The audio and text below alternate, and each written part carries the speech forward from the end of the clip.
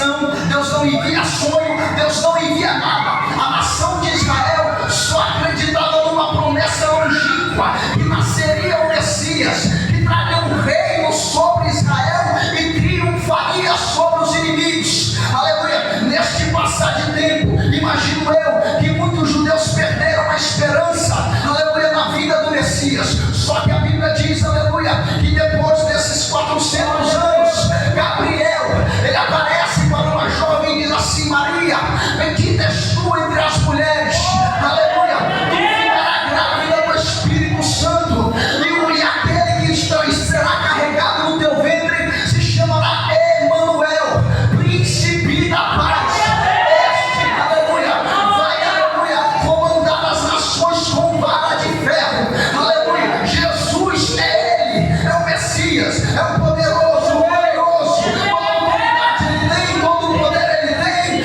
toda a glória dele, aleluia, e não há o que se compare a ele. A Bíblia diz, aleluia, que Maria não questiona, mas ela já estava prometida de casamento para um homem chamado José. A Bíblia diz que José fica perturbado, mas o anjo diz para ele: não tema receber Maria por esposa, porque o que está nascendo nela é fruto do Espírito Santo. A luta de José começa exatamente aqui, porque todo mundo sabe desta profecia. E quando Jesus nasce, a Bíblia diz que magos vão oferecer presentes e adoração para ele. Herodes, aleluia, um dos reis da época, diz assim: me digam aonde o Cristo está, para que eu também vá oferecer, aleluia, adoração para ele também. A Bíblia diz que os magos vão, encontram Jesus numa manjedoura, aonde ele está dormindo. A Bíblia diz que entregam presentes, adoram ele, mas eles voltam por outro caminho,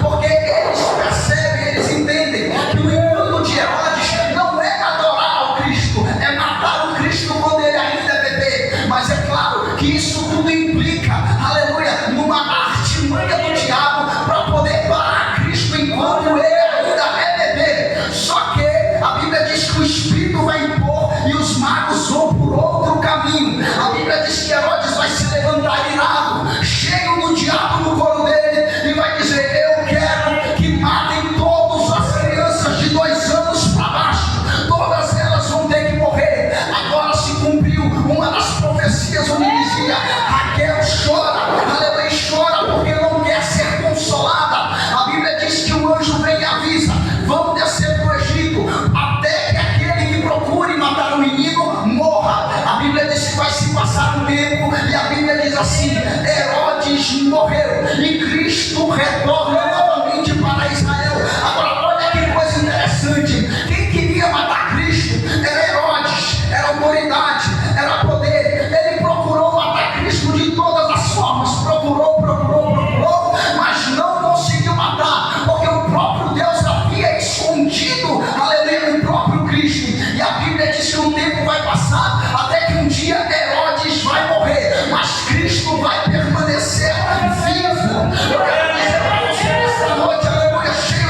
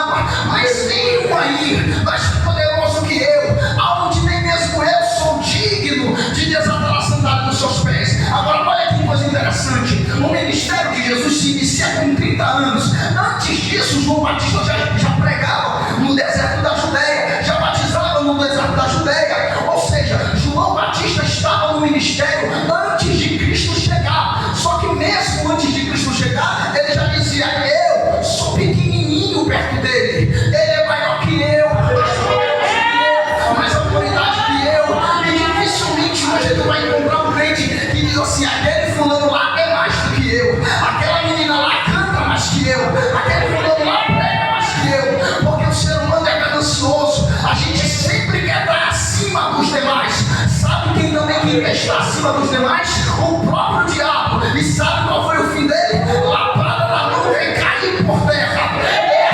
Essa é a que Deus tem para soberbo. É chão, humilhação, é pó. A Bíblia diz que ele será batizado. E quando ele for batizado, a Bíblia diz que ele vai iniciar seu ministério, vai chamar discípulos, vai pregar mensagens, vai multiplicar pães e peixes, vai expulsar demônios. A Bíblia diz que ele vai chegar em Maria Madalena, uma mulher possessa de 7 demônios, uma mulher que não tinha nem perspectiva de vida, não tinha nem perspectiva de vitória ou de mudança de nada. Só que Cristo, quando ele chega para ela, ele expulsa o diabo da vida dela e da esperança que ela perdeu. Um dia ele está andando na cidade de Naim e tem uma viúva, aleluia, mas na verdade numa cidade tem uma viúva ali chorando porque o seu filho havia morrido. Primeiro foi o marido.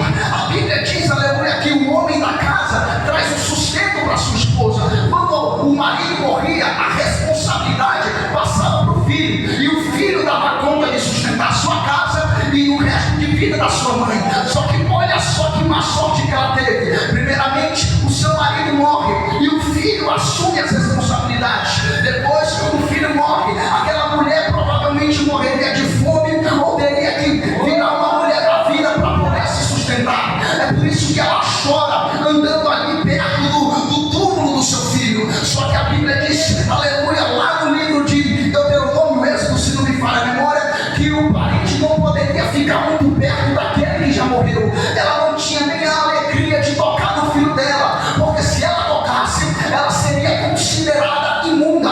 É por isso que nem os sacerdotes chegavam perto do defunto. Mas enquanto eles estão carregando o corpo numa certa distância, a mulher chorando, os parentes chorando, Jesus chega ali mansinho, rompe a multidão, aleluia, toca no esquife. Alguém olhou e disse assim: ei, não pode tocar no esquife, tu agora vai ser considerado imundo. Só que Jesus disse: jovem, levanta-te. Agora olha que coisa interessante, o jovem estava morto e era considerado imundo. Jesus toca nele, aleluia. Alguém disse: tu é imundo porque tocou nele. Só que Jesus, eu imagino que ele disse: não, quem está tocando nele não é imundícia, é a pureza. Não é a imundícia dele que vai tocar nele, é a minha pureza que vai passar para ele. A mulher do fluxo de sangue era a mesma coisa.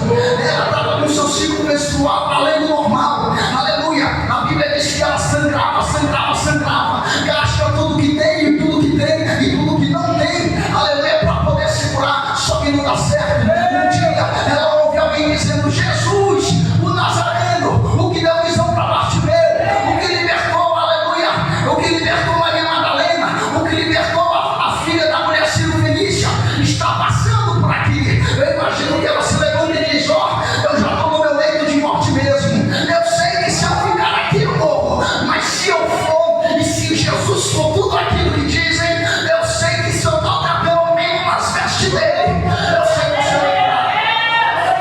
A Bíblia diz, aleluia, que mesmo ela sendo imunda, ela vai romper a multidão. Quando ela toca na ponta da orla dele, a Bíblia diz que ele para e diz: de mim saiu virtude. Olha que coisa interessante. Ele não diz: alguém imundo tocou em mim. Não, ele diz: de mim saiu virtude. E a Bíblia diz que a virtude de Cristo cura aquela mulher. É Jesus dizendo: ei, vem imundo mesmo para a minha presença. Vem sem alegria mesmo para a minha presença. Não é como diz que vai me passar, vai me manchar, não. É a minha santidade que se apoderará de ti.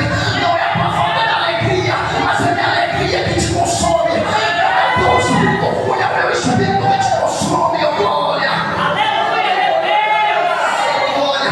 A Bíblia diz que um dia, para contar a história, ele vai estar no Getsemane orando.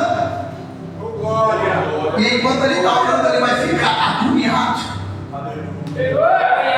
E vai acontecer algo chamado hematidrose com Cristo, que é quando o seu suor vai se transformar em sangue. E a ciência diz que isso é causada por uma agonia mental. Às vezes o ser humano está sofrendo uma agonia tão mental que o cérebro começa a liberar gotas de sangue através do suor. E na história, pelo menos 3 pessoas tiveram isso: Cristo, uma jovem italiana e uma jovem da Segunda Guerra Mundial. Cristo ele está sofrendo com isso também. A Bíblia vai mostrar que vai ter um embate dentro dele, como se o lado humano dele combatesse o lado espiritual, aonde ele ora e diz assim: Deus, se possível for, passa de mim esse cálice. Porque no cálice estava cada chicotada, cada cuspe, cada soco,